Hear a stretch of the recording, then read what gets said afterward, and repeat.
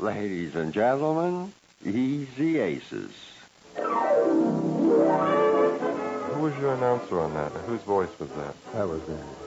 It was yourself? Yeah. You didn't announce the program, though, all the time, did I you? always did, yeah, when we were on the Easy Aces thing.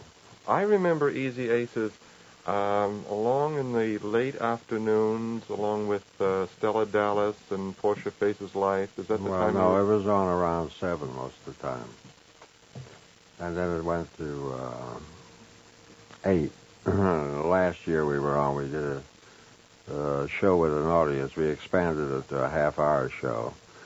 And we had an audience that came in. They were in there looking for a giveaway show. You know, they used to have those giveaway shows, and when they were crowded out of that, they came in to hear us, you know. Yeah. When did you begin with Easy Aces? Oh, we began in Kansas City, Missouri, about 1930. As Jane says, about 10 years ago. Mm-hmm. Did you begin as Easy Aces, or? Yeah. I was working on a newspaper there. I was drama critic of the Kansas City Journal-Post. And there's not much money to be made as a drama critic in Kansas City in those days. There's not much drama either. Well, there were 2 theaters, one Schubert House and one other one. But you had to start, making some bread someplace else, And when radio came in, it was something new, and if you ever had, and it was connected with our paper some way or other. And if you ever had an idea about something, you went to the manager of the station and you'd say, I have an idea. He'd say $10 before you got any further than that. Everything was $10, But when we thought of this thing, when I came up with Easy Aces, he gave me 30. And he gave my wife 15, I think. Then you got paid for each program, or you were on salary? We were on 3 days a week, local. That lasted about a year.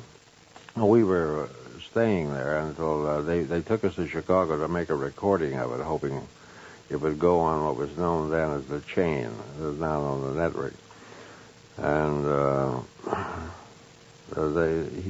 we went there and made the records, and he was supposed to be sending them around, but some guy happened to be in Kansas City, some Chicago advertising man who heard the program 2 or 3 times. He had come in to see another client. He heard it the first time and just thought he caught a good one, and the next one he liked, and the next one. So he came in and offered me a job going to Chicago. I was very insecure. I'm, as insecure as I am today, I guess. In those days,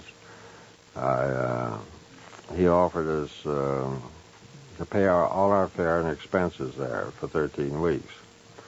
But I had, in meeting a lot of actors as a drama critic, I had gotten used to big money, So I said, no, I won't go for less than $500. He said, okay. From nothing to 500, that was pretty good. So I got a leave of absence from the paper, thinking I'd get out of debt that way for 13 weeks.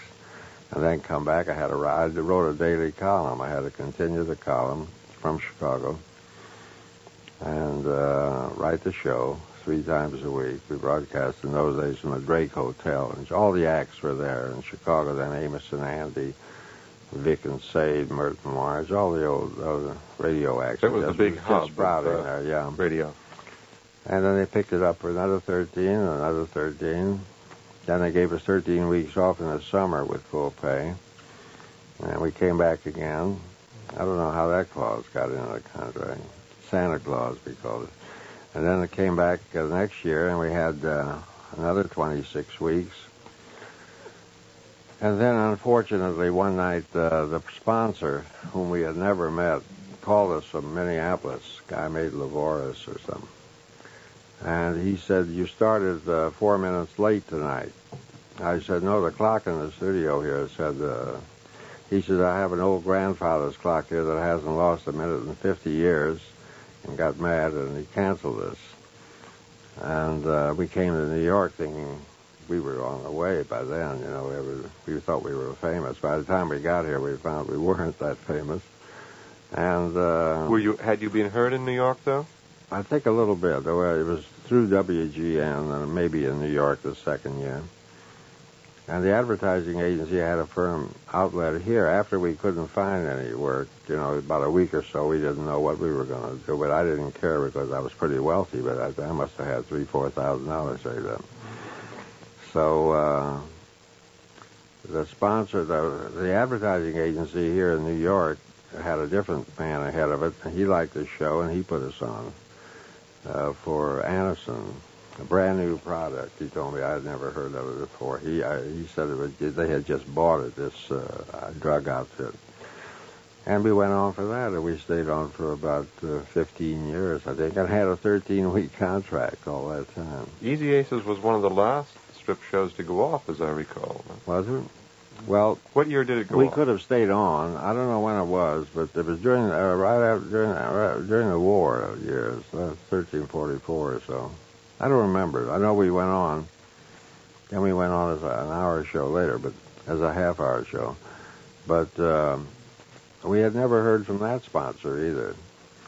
And I had introduced a new kind of a musical bridge between scenes. Instead of having an organist or somebody play a little music leading out of a scene, I thought it would be nice to have a little quartet there at my own expense and have them sing the lyrics. Like if Jane was asking for a mink coat or something, I have a record of here, I would like to have you here. And then at the end of that, the orchestra would play Button Up Your Overcoat or something like that. And we did that for a while. And we had some letters complaining, why are you playing those records up there? And here I had this combo there and some four singers, And then afterwards, people began writing it like it. Well, the sponsor probably just heard it late. He never listened, I guess. And he wrote a note that said, I don't like the musical bridges you're using now at all. Take them out. So I wrote back a note saying, we've been on now for about 16 years for him, 15 years for him, I think.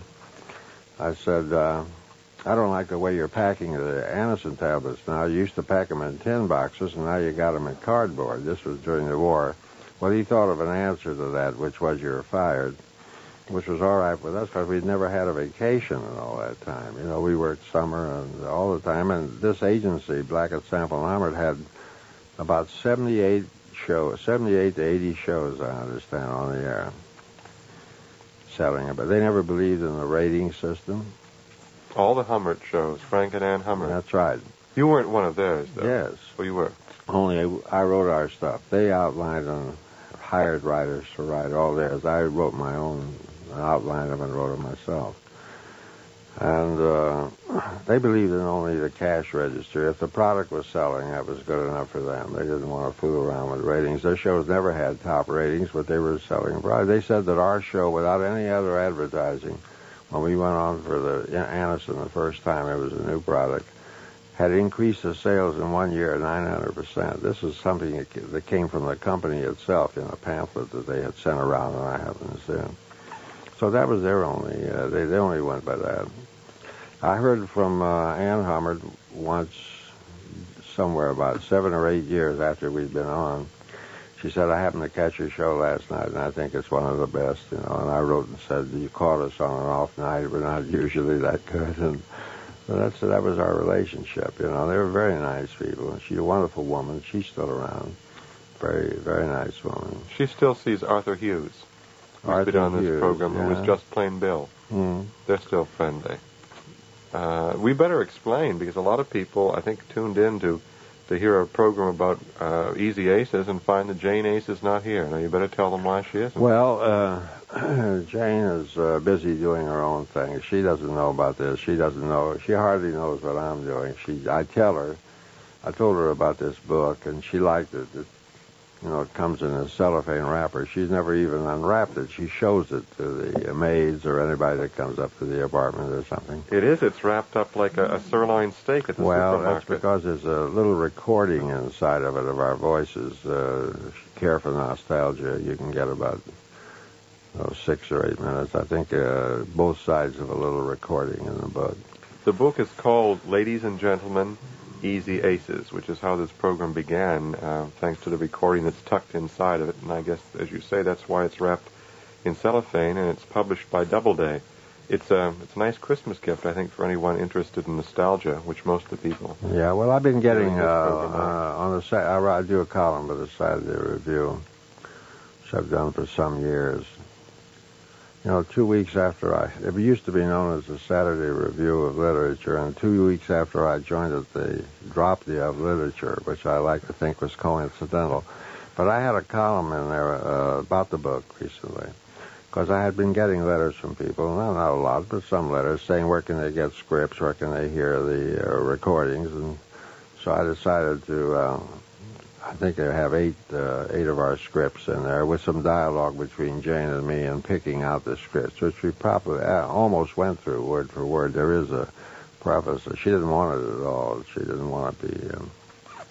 I said, you'll become immortal. She says, oh, no, it's going to be one of those kind of books. And I don't want any prize. I said, one of those things. It really, most of it actually happened. She used malaprops so often on the show that now it's a sort of an occupational hazard. The mistress of the malaprop. That's right.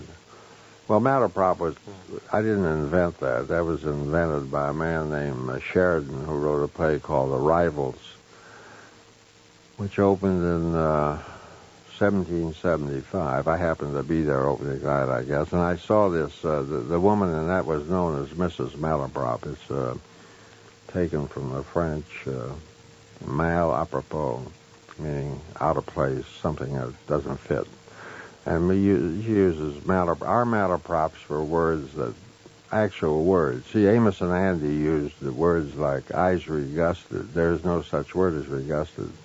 Our words are actually words, but they're the wrong words. They're not puns, particularly. Your wife, I think, and Samuel Goldwyn are the two most famous. Yeah, that's right. Well, Samuel Goldwyn, I think, did him. He was groping for a word. Jane did him by script. But now, after all these years, we try to use, in the scripts, we try to use words that that were meaningful, like, well, she went down to the poor neighborhoods, to the slums one day in her car, and she came home and told me she saw all those Old Testament houses. It said a little something. Be it ever so hovel, there's no place like home. Is another. There are some things that are picture gags, like where you're running through like a chicken with its hat off. This is not exactly a malaprop. Not the kind I prefer. Do people all want to know what Jane Ace is really like?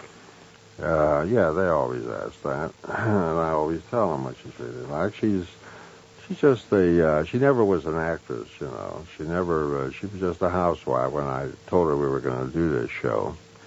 And she was for anything in those days. Okay, let's do it. She had no theatrical background? None at all. Mm-hmm. I think she said she took, 1 year of elocution. She was telling me this one day when we were talking about cooking.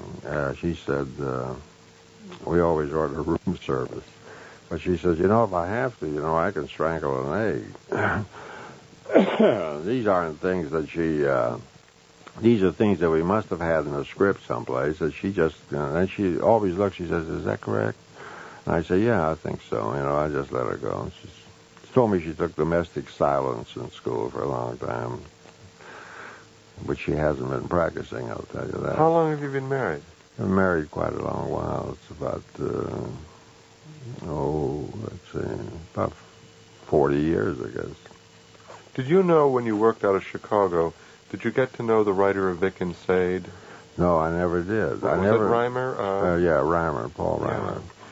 I never got to know anybody. I was just so busy writing. You have to write a script every day, and keep ahead.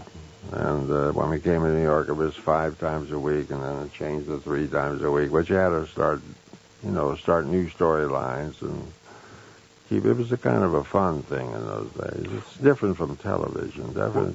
Was Mr. Ace's profession ever disclosed to the? I was in the real estate business, I think, sometime in the thing, and then another time later in the script I went into the advertising business. And our stories were around that. The advertising business was when we did the Hours show.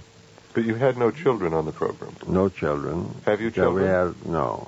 We had a friend, Marge, who used to laugh. See, there were no laugh tracks in those days.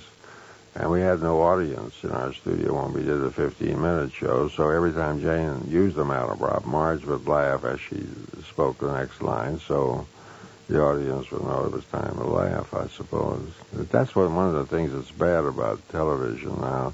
They have laugh tracks on everything. You know, somebody walks through the door to answer a doorbell, and there's a little laugh follows them to the door. The film is laced with laughter, you know. Yeah, it's very off-putting. Yes, it is, and it's bad, and it hurts the level of comedy, because a writer in the old days of radio used to have to wonder whether a line would get a laugh and work on it, fashion it, because some lines miss by not being correctly phrased, you know. But nowadays, you know darn well it's going to get a laugh, because there's a guy standing there with that machine putting laughs in, you know. Did you miss the show when it went off after so long? No, it was kind of a relief, actually. I got busy right away and started doing other things. Didn't it come back for a while as Mr. Ace and Jane? That was the hour show. Was that network or local? That was network. That was the hour show that we did. We never got a rating there either. We always had bad ratings, but we always seemed to run into people that seemed to have heard it, you know, somehow or other. I guess they had different rating systems in those days, but it's still the same idea. People nowadays, if they have an attachment in their set that the Nielsen people give them 2 shiny bright quarters, you know, when they drop out of this thing. If you stay home and monitor your set, you can turn on your set and go to a movie and leave it turned on, and you'll still be considered a viewer, you know. Did you have fun when you were writing The Big Show? That was one of your... Well, that was one of the things I read. That was hard work. That was an hour-and-a-half radio show, and there's no dancing groups or very much. It was just real straight writing, and that was difficult. I took that show at about... I think they offered me $750. My agent just didn't want it at all. He wanted to get 10% of a higher fee. But I took it just because I thought it was a kind of a challenge. And it turned out to be 2 years of very hard work, you know, 7 days a week and 2 nights practically.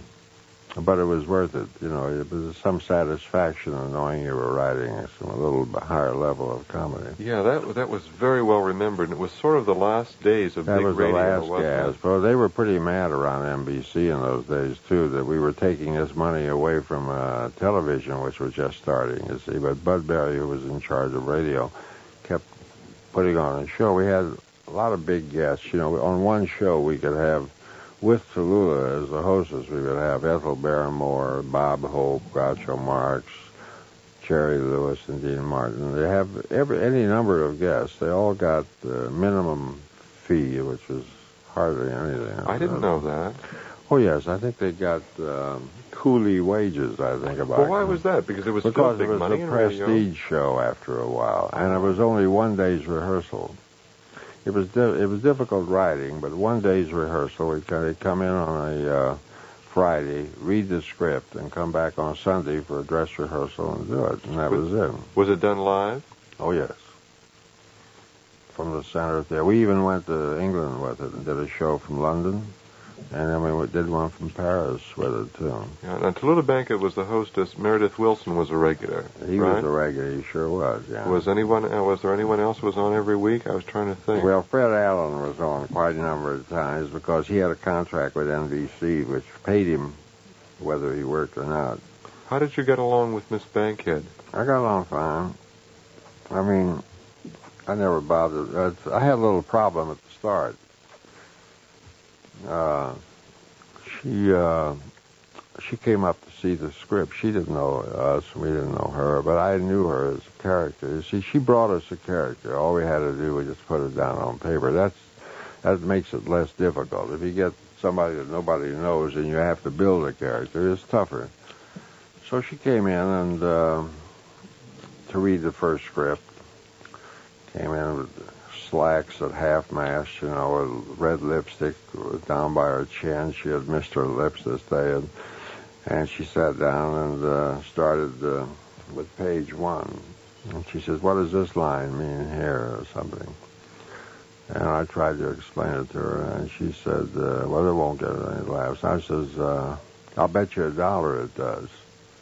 And she didn't know who I was or who these other boys. She says, are you gentlemen the authors? That's the way being called an author in television was pretty good for us. And I said, yes, ma'am. And she says, well, of course, it'll get a laugh because you gentlemen will be here with your little clack laughing it up.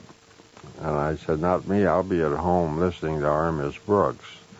She says, what's that? I says, well, R. Miss Brooks is played by Eve Arden. She's on opposite us. She's a great comedian, Well, she didn't like that at all, And then we came to a part where we had written some dialogue for her and Ethel Merman to do, in which they traded insults, Tallulah said, when I first came on the show, they had 2 other writers on it who were serious writers. And when Ethel Merman was, that night, our opening night, was to sing the entire score of Call Me Madam, which had opened the night before our show, with Russell Knipe and Paul Lucas. And when she finished singing, it ran about 8 minutes, she was going to get a terrifically big hand. And they had written, thank you, Ethel. And you must come and see us again sometime. So thank you, Tallulah, I will. Thank you, Ethel, and good night. Thank you, Tallulah. And so I said to the producer, I said, does Miss Merman get paid for this? She says, oh, yes, everybody gets paid. I said, why do you keep thanking her? He says, well, it's a custom. And I said, well, why don't we write something in Tallulah style? So he said, well, let's see it. So it started out, after she did bring the house down with us applause, Tallulah, seething with envy now, said, thank you, Ethel, and better luck next time. And then it went from there. She said, I didn't want to bother you. She said, looks like you've got another hit play, Ethel. You've had it's going to run 2 years. You've had about 30 hits that have run 2 years each. And she says, I don't know. I'll look it up in my bank book. And Tallulah said, I don't want to bother you about tickets. I know everybody's bothering you. She says, nonsense, I had 2 for you, but they were way back in the 4th row and knowing your eyes, And that's the way it went. And I handed it to the producer, and he just waited. He didn't even read it. He says, it seems long. And I said, well, maybe it's short. How do we know? And it was, because I started adding to it and brought Paul Lucas into it. And then she wanted that out. She didn't want Ethel to have half the line. She says, it's my show. She's been singing it for 8 minutes. Why shouldn't I have all the jokes? And I tried to explain to her that that's the way it's done. Because stars, I said, Jack Benny doesn't get all the laughs. What she said about Jack Benny is unprintable. She says, I don't give a damn what he does. And then on the day of the show, I said, why don't we try it? And to my surprise, on the day of our Sunday rehearsal, the show we were going to do that night, Ethel was complaining that she didn't want Tallulah to have half the jokes. Fortunately, Fred Allen was on the show, and he acted as a go-between. He calmed them both down in a nice, easy manner. He's such a gentle man. And they went through with it, and that became the pattern for the show.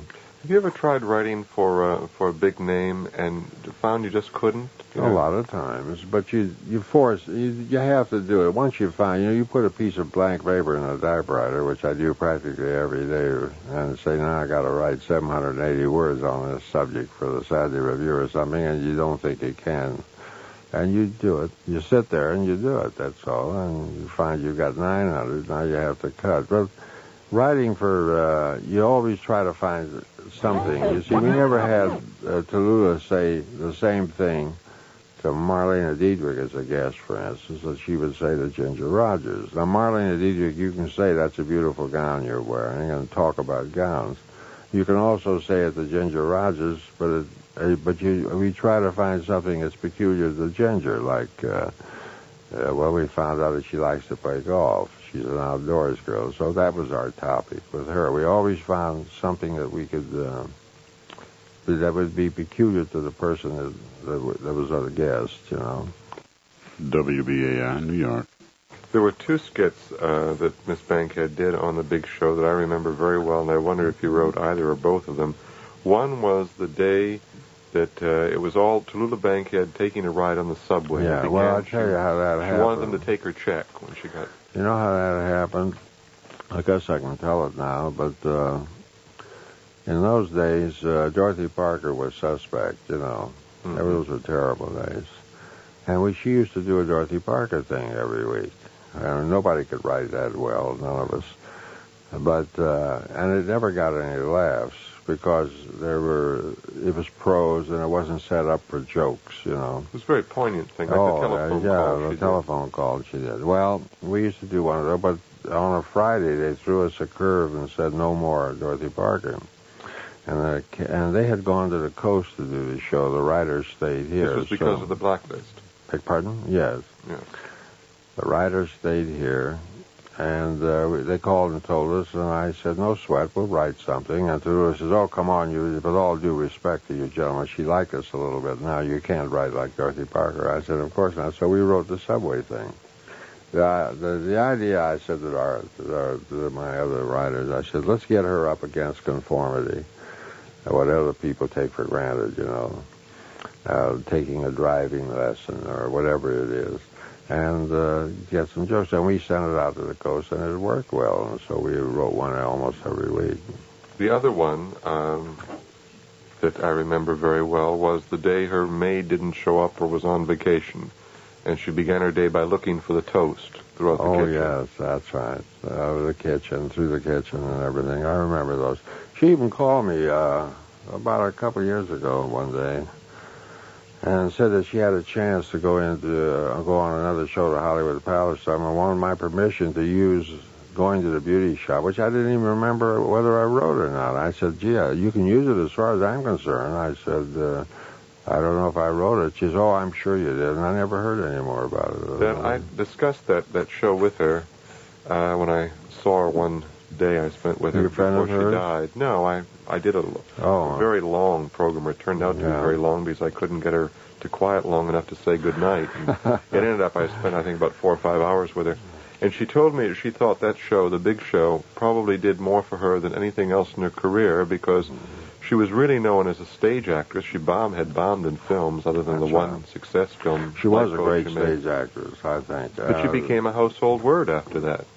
And, you know, she never mentioned us in the book. Never mentioned the writer. She mentioned Meredith Willson. She mentioned D. Engelbach, who produced, you know him. He produced the show. And that was it.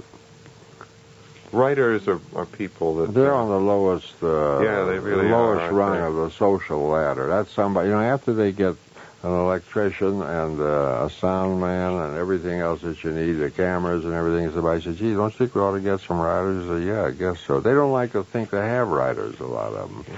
They like to think they're actually saying those things. As a matter of fact, one sample of that I always tell, I don't know if you've heard this, stop me. We were writing a spot for her and George Sanders at one time. And I had come up with my writers were sitting there. I was sitting at the typewriter, and I had written, George, I envy you. You do so many wonderful things. You're an actor, you're a singer, you're a composer, you play the piano, you play the organ, you're an interior decorator, you just invented something for the Navy and everything that's going on. How do you do all these things? And that's as far as we got, and we couldn't think of another line. We knew that George did well with short answers. And we couldn't think of anything. And we sat there for about a half hour. You know, usually you go right on to something, but I knew there was a good joke there someplace, and we couldn't. And George Sanders happened to come to town the day before, a day early, and he walked in. He said, "Good morning, gentlemen." I said, "Hey, you're just in time, George." I said, "You really believe you say all these things anyhow? Now's your time to create." I said, now I told him what the straight line was, and she says, "How do you do all these things?" He said, "I'll be glad to help you." And he sat down for about 10 minutes, and he was getting red in the face. And finally he said, "Well, I'm sure you gentlemen will think of something." And he walked out. Well, we didn't, and we went on to something else. The rest of the script, when I got home after dinner that night, I have a funnier typewriter at home or something. I put it in, and it came to me. She said, "How do you do all these things?" He says, "Magnificently." So the next day in the hall, I had just picked up the copies of the script, and we were going to rehearsal, and I saw him. I said, "Hey, George, here's your script." And he said, "Oh, thank you." I said, "By the way, we thought of a line for that, where she says, 'How do you do all these things?' You say, 'magnificently.'" And he thought for a moment, and he said, "Naturally." And that was it, because what else would I say? Goodman Ace was good enough to come here today and talk with me, so I thought I want to mention his book again, because it's Christmas time. A lot of people are looking for gifts. The publisher is Doubleday, and it's called Ladies and Gentlemen, Easy Aces. And it's the scripts, the old scripts that we remember so well from the 30s and 40s, the Easy Aces scripts. And they're all here with pictures of Goodman and Jane Ace. What are you doing now? We've got about a minute. You can tell me quickly, I think, what you're working on. I work on a Saturday review, and outside of that, I pretend a lot. I pretend this is an important thing that I'm doing, plugging his book. I pretend that I understand what the kids want, and I pretend I understand what's in the newspapers. That's about all. I have a lot of other things I do. I got another book that I've just finished, a book of Saturday review pieces that I've collected, and I've written some stuff for that. And I'm doing a autobiography thing called Capital I for Simon & Schuster, which will be due last December. Well, good luck with all of them, particularly Ladies and Gentlemen, Easy Aces, which I say again is published by Doubleday. And until next week at the same time, this is Richard Lamparski thanking Goodman Ace for coming here and subjecting himself to my interviewing, and you for listening. Good night.